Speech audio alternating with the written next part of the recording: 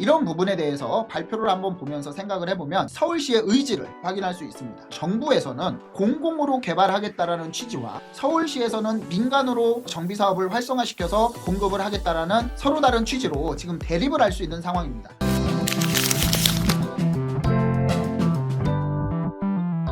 안녕하세요. 반갑습니다. 여러분들과 함께 투자의 시작을 설계하는 채널 이충민의 부말리입니다. 오늘은 25년도에 서울시가 발표했던 정책들을 말씀드릴 예정이에요. 그러니까 이 한 영상으로 25년도 서울시의 정책을 모두 다 체크하실 수 있습니다. 6월 27일 날 규제 대책이 나온 이후에 7월 24일 날 서울시에서도 발표를 이어갔는데 이 전에 먼저 7월 14일 날 발표가 있었습니다. 규제 철폐 115호 적용을 한다라는 거고요. 조합 설립 전망 정비사업 현장 돌며 지원책을 강구했다. 그러면서 규제 철폐를 하고 공공지원을 확대를 하겠다. 그러면서 내년 6월까지 31만 2천호를 확보를 하는 것이 목표다. 이렇게 발표를 했어요. 그런 다음에 본격적으로 보도자료가 나오기 시작을 합니다. 정부에서 6월 27일 날 규제 대책이 먼저 발표를 해서 시장에서는 굉장히 의아해했었습니다. 왜냐면은 이재명 대통령께서 대선 후보 시절에 공약에서 주택 공급이 부족해서 집값이 올라가는 현상은 있을 수 없다. 공급을 그만큼 활성화시키겠다라고 했지만 정작 첫 번째 정책이 나오고 나서는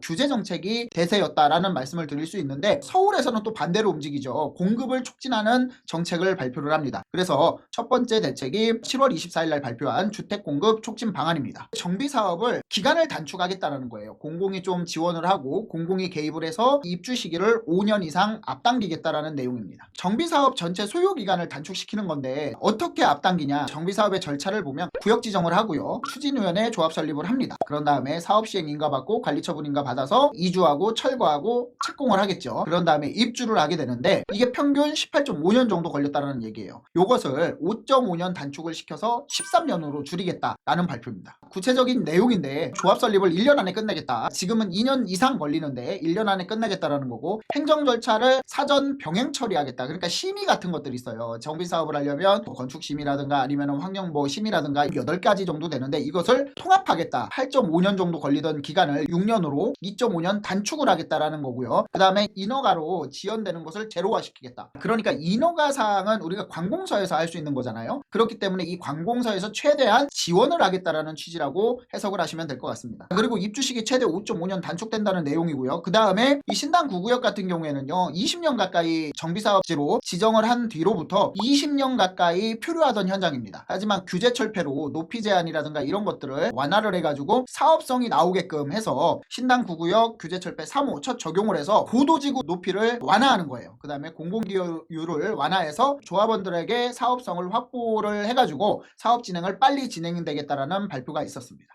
이어서 살펴볼 서울시에서 발표한 두 번째 대책은 바로 8월 13일 날 도시정비형 활성화 사업입니다. 도시정비형 활성화 사업은요 이제 주택 건설 분야 규제를 철폐해서 3건을 추가 발표합니다. 그래서 민생경제 활성화에 총력을 기울이겠다. 그러니까 주택이나 건설 분야가 활성화가 돼야 민생경제가 활성화가 되는데 이 부분이 규제로 막혀 있다. 그래서 이 규제를 철폐를 하겠다라는 발표예요. 보시면은 139호, 140호, 141호 이 3가지 규제가 철폐가 됐는데 139호는요 도시정비형 재개발 사업 규제를 개선하는 겁니다. 정비 가능 구역을 추가해서 지역별 기준 높이 최고 높이를 완화하겠다. 신당 9구역 같은 경우도 마찬가지죠. 그 다음에 시니어 주택 공급 지원을 위한 계획을 수립하고요. 불합리한 용적률 체계를 개편한다. 규제 철폐 139호라고 말씀드릴 수 있고 140호는 뭐냐? SH 그러니까 서울주택공사죠. SH 신축 약정 매입 임대주택 사업 피해 개선을 하겠다. 신혼부부라든가 청년주택이라든가 SH에서 주택을 공급하는 경우가 많은데 여기에서 공급뿐만이 아니라 보증도 하게 되거든요. SH에서 보증을 받았던 신혼부부라든가 청년주택이 입주를 했지만 나중에 피해를 보는 사례가 속출하고 있었어요. 그래서 이런 발표를 했는데 개발 예정 지역 지정 전에 착공된 현장의 경우 개발 예정 지역으로 지정되더라도 임대주택은 매입을 하겠다라는 취지의 규제 철폐라고 말씀드릴 수 있습니다. 139호, 140호, 141호가 발표가 됐지만 우리한테 중요한 거는 139호다. 여기서 보시면은요 도시정비형 도시정비형 사업을 할 수 있는 지역이 확대되는 모습을 볼 수 있습니다. 이게 가장 중요한 건데 도시정비형 사업을 할 수 있는 도심은 영등포였는데 강남을 추가를 했습니다. 8.13 대책으로 인해서. 그리고요 광역 중심 같은 경우에는 가산 대림하고 용산 청량리 왕십리 일대였는데 여기에 잠실하고요 창동 상계가 추가가 됩니다. 그래서 이때 이슈가 됐던 게 뭐냐면 앞으로 강남권에도 도시정비형 재개발 사업을 할 수 있는 문이 활짝 열렸다. 그래서 8월 13일 날 도시정비형 활성화 대책이 나오고 나서 굉장히 이슈가 됐다는 점 알고 계셔야 될 것 같습니다. 그래서 이게 8월 14일 날 나온 거예요. 강남과 잠실도 이제 대규모 복합 개발이 수월해진다라는 내용입니다. 기존에는 강남 잠실은 상업지역 등으로 업무나 상업시설 개발 사업이 건축법에 의해 진행됐다. 하지만 이번 제도 개선으로 도시정비형 재개발 사업이 가능하게 된다. 이 점은 굉장히 대책 발표 후에 주목받았다라고 할 수 있습니다.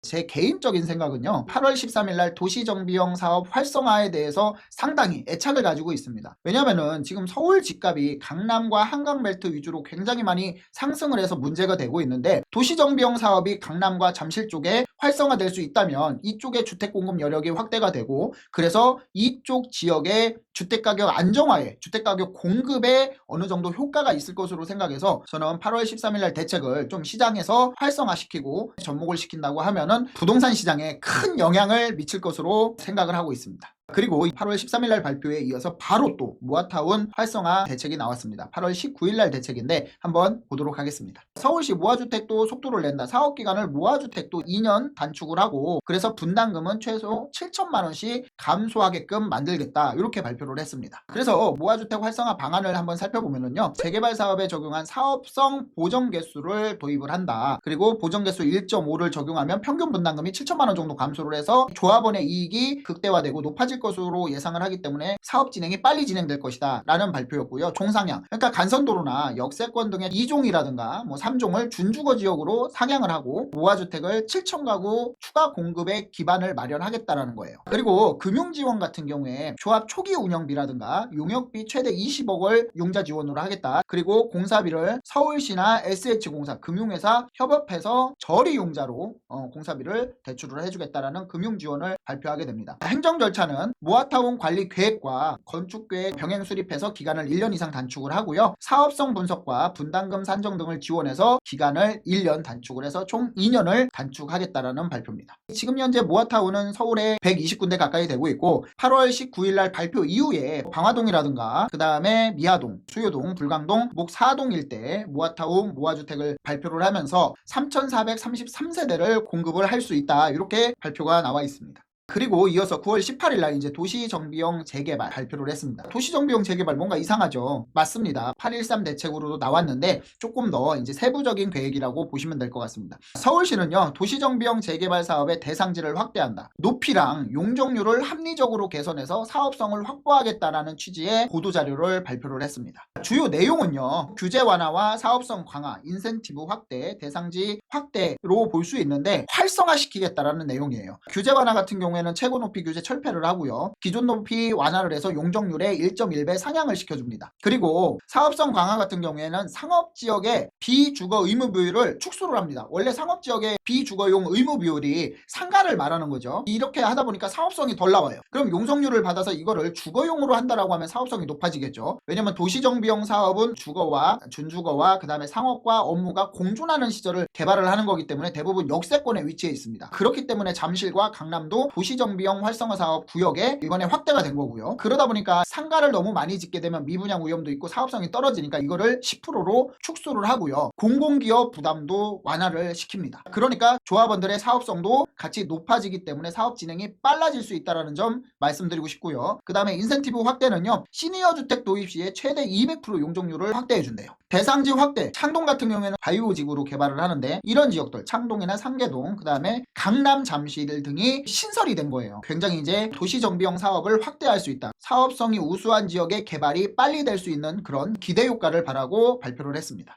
그리고 오세훈 서울시장께서 25년도에 거의 마지막, 물론 중간에 신속통합기획 후보지 지정, 모아타운 후보지 지정 이런 것들이 있지만 그런 거 말고 이제 보도자료를 통해서 대책을 발표한 거를 정리를 해드리고 있는데, 마지막으로 9월 29일 날 공급대책을 발표를 했죠. 서울시는요 신통기획 시즌2를 발표를 하게 됩니다. 정비사업 기간을 최대 6.5년 단축해요. 5.5년에서 1년이 더 단축이 되죠. 그리고 31년까지 31만 호를 공급하겠다라는 것입니다. 7월 24일 날 정비사업을 현행 18.5년 걸리던 걸 13년으로 5.5년 단축을 하겠다라고 7월 24일 날 발표를 합니다. 여기에 이어서 9월 29일 날 신통기획 시즌2를 발표를 하게 되는데, 7월 24일 날 13년으로 단축한다라고 발표했던 그 발표를 또 뒤집어서 12년으로 단축하겠다라는 발표를 하게 됩니다. 그래서 9월 29일 날 신통 시즌2 대책을 한번 살펴보면요, 사업기간을 줄여서 주택 공급을 무조건 확대를 해야 되겠다, 민간 개발로 가야 되겠다 라는 발표를 확고하게 하고요,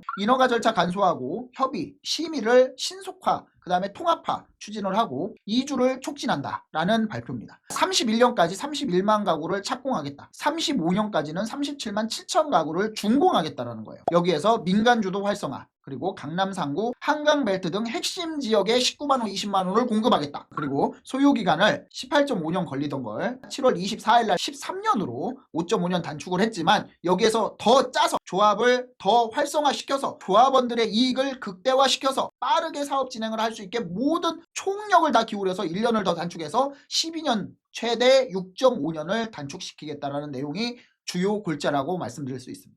지금까지 서울시에서 올해 부동산 대책으로 발표한 5개의 보도자료 발표와 그 다음에 2가지 정도의 규제 철폐에 대해서 설명을 드렸습니다. 이런 부분에 대해서 발표를 한번 보면서 생각을 해보면 서울시의 의지를 확인할 수 있습니다. 물론 신속통합기획구역이나 아니면 모아타운이라든가 이런 구역들이 무분별하게 구역 지정되는 경향이 없지는 않습니다. 하지만 정부에서는 공공으로 개발하겠다라는 취지와 서울시에서는 민간으로 정비사업을 활성화시켜서 공급을 하겠다라는 서로 다른 취지로 지금 대립을 할 수 있는 상황입니다. 하지만 저는 개인적으로는 공공의 사업보다는 개인, 그러니까 민간에서 정말 필요한 지역의 수요자를 충족할 수 있는 공급 대책이 맞다라고 생각을 합니다. 지금까지 시청하신 우리 구독자 여러분과 시청자 여러분께서는 어떤 생각을 가지고 계신가요? 이런 생각들을 자유롭게 댓글로 남겨주시면 감사하겠습니다. 오늘은 이것으로 마무리하겠습니다. 연말 연시 행복하게 보내시기 바랍니다. 감사합니다.